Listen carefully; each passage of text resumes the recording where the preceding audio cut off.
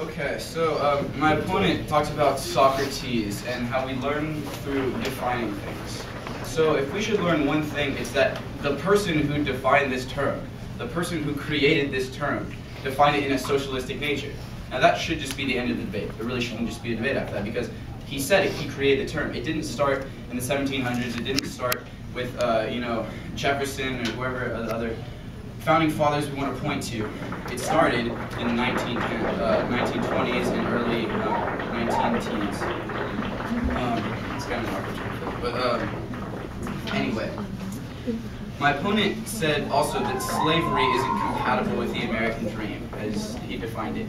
But the people who he said defined the American dream were slave owners. Thomas Jefferson owned, an entire plantation of about 100 slaves. All of those people that you talk about as defining the American dream, where every citizen has a shot at becoming rich. Every citizen has a shot at becoming, successful and doing whatever they want socially. But that's if you're white and if you're landowning. At least at the beginning it was, and I would argue that not much has changed since then.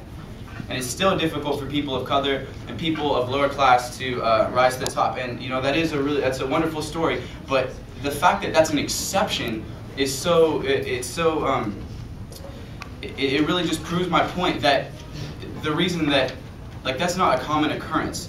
I think that it's possible and it's happened, but it's kind of like this myth that Ryland spoke of, where everyone thinks that they can rise to the top just because there's, oh, look at him, what's wrong with you? He made it. What did you guys' parents do? You guys just didn't find the opportunities. That's your fault. Suck it up. But what I'm saying is that with socialism, all socialism is it's just a belief that with the opportunities and the resources we have today, we can feasibly create a better world. We can feasibly create a world where people can, coexist. And my opponent said a lot about, limiting personal freedoms, but that has absolutely nothing to do with socialism. If anything limits personal freedoms, in my opinion, it's not having money. Because if you don't have money, you don't have any opportunity in this country.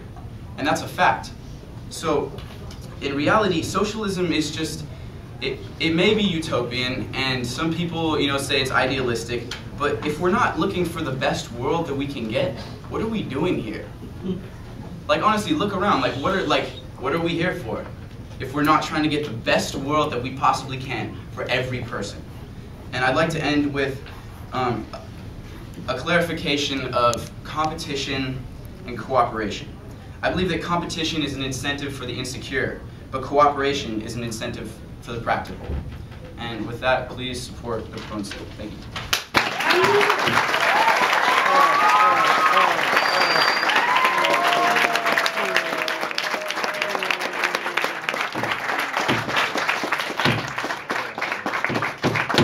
Okay, guys, we're going to vote on this resolution. Resolve that socialism is compatible with the American dream. All those pro, please stand. Laker Nation. Look at all these. And those in the back, if you're in the back and they're standing and you go pro, just raise your hand.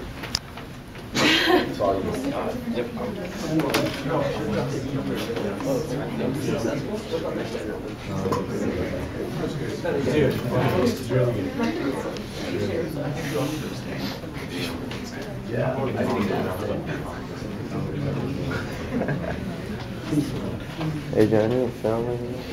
Should I stop?